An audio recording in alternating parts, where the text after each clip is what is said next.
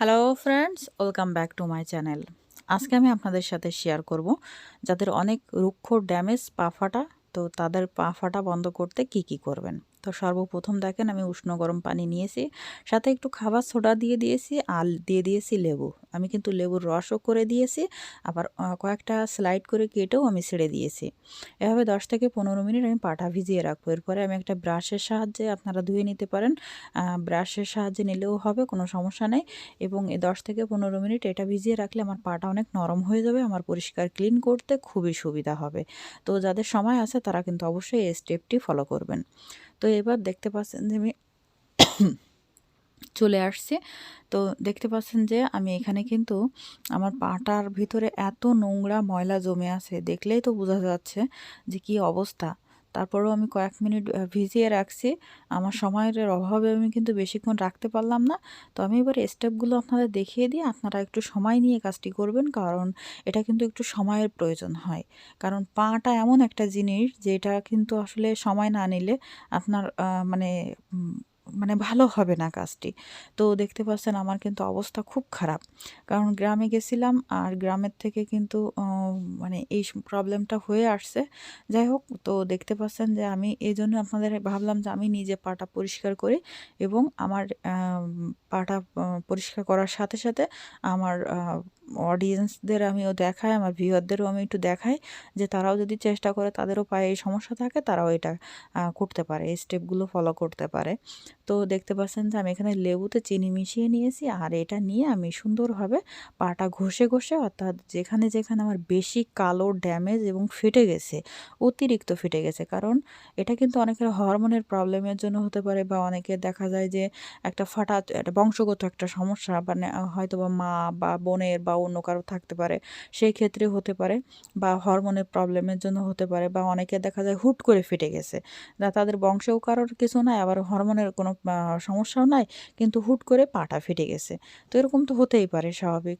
এখন যেহেতু শীতের সিজন, আর আমাদের আসলে খাদ্য অভ্যাসে তো ভালো কিছু পড়ে পড়ে না, আমরা তো এখন সব কিছুই ভেজাল খাচ্ছি, তো শরীরের আর কি দোষ দিব। যাই হোক, তো এরকমভাবে আমি পাটা সব জায়গায় ঘুরিয়ে ঘুরিয়ে মাসাজ করে নেব, কারণ এরপরে আমি একটা কাপড় দিয়ে এটা মুছে নেব, পরিষ্কার করে নেব। যেহেতু আপনারা যদি কিনা এটা বাথরুমে যেয়ে করেন, তাহলে আপনাদের আর মোছা লাগতেছে না। তো এইবার আমি এটার একটা প্যাক তৈরি করে নেব, কারণ এটা প্যাকটা তৈরি করবো এই যে কারণে, যে আমার পায়ে যেটুকু ড্যামেজ হয়ে আছে সেটা তো ঠিক করতে হবে। তো সেটা ঠিক করার জন্য কিন্তু অবশ্যই আমাকে একটা প্যাক রেডি করতে হবে।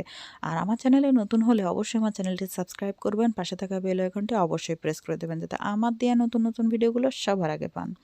তো এখানে দেখতে পাচ্ছেন আমি বেসন নিয়ে নিচ্ছি। বেসন কিন্তু আপনাদের মানে স্কিনকে নরম সফট করবে, এবং সাথে চাউলের গুঁড়ি নিয়ে নিচ্ছি। চাউলের গুঁড়ি কিন্তু আমাদের স্ক্রাবের কাজ করবে, কারণ অনেকেরই হাতে পায়ের কিন্তু শীতের সিজন আসলে একটা মরাকস ওঠে।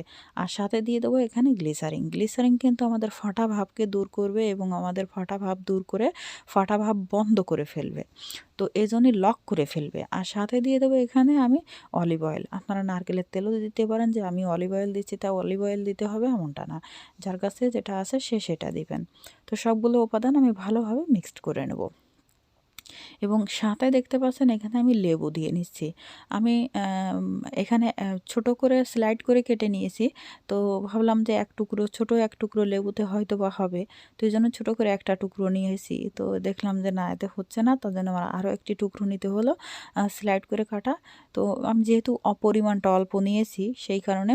আর এরকম তথ্যপূর্ণ ভিডিও কিন্তু আমার চ্যানেলে অনেক আছে, চাইলে আপনারা দেখে আসতে পারেন, যে তাতে আপনারা উপকৃত হবেন। চুলের ভিডিও আছে, স্কিনের ভিডিও আছে, তো চাইলে আপনারা দেখে আসতে পারেন। তো দেখতে পাচ্ছেন আমি সবগুলো উপাদান ভালোভাবে মিক্সড করে নিলাম। মিক্সড করে এবার আমি পায়ে অ্যাপ্লাই করে দেখাবো। আপনারাও পায়ে অ্যাপ্লাই করবেন, তবে সময় নিয়ে করবেন, তাহলে আপনাদের রেজাল্টটা অনেক ভালো দিবে। আমি যেহেতু একটু তাড়াহুড়ার ভিতরে পড়ে গেছি, এই জন্য কিন্তু আমি আপনাদের বেশি সময় দিতে পারছি না।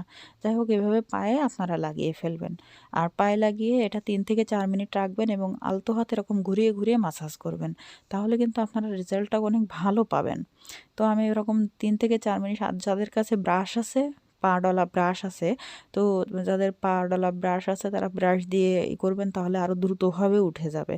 তো এভাবে 3 থেকে 4 মিনিট আপনারা ঘুরিয়ে ঘুরিয়ে মাসাজ করবেন এবং মনে রাখবেন যে এটা কিন্তু শুধু খালি এটা করলে হবে না, এটার পরে আপনাদের হয় নারকেলের তেল আর না হলে ভ্যাসলিন যে কোনো কিছু রাতে দিয়ে ঘুমিয়ে পড়বেন, তাহলে আপনাদের সকালে আরও পাটা নরম থাকবে, পা ফাটাটা একেবারে বন্ধ হয়ে যাবে, লক হয়ে যাবে এক কথায়।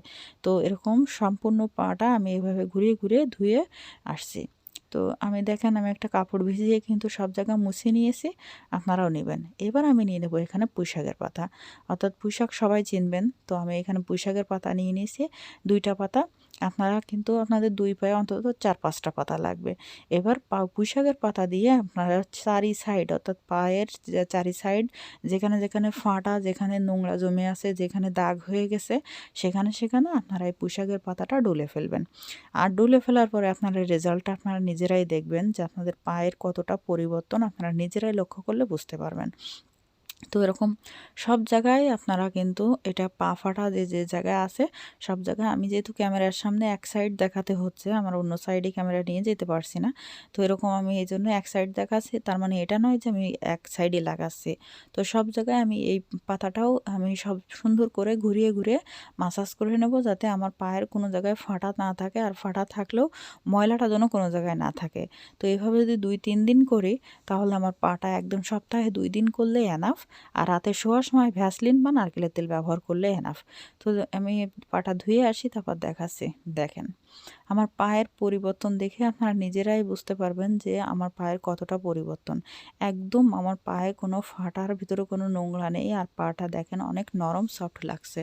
তো ভিডিওটি ভালো লাগলে অবশ্যই একটি লাইক দিবেন, চ্যানেলে নতুন হলে চ্যানেলটি সাবস্ক্রাইব করবেন, বন্ধুদের সাথে শেয়ার করে তাদের দেখার সুযোগ করে দিবেন। তো সবাই ভালো থাকেন, সুস্থ থাকেন।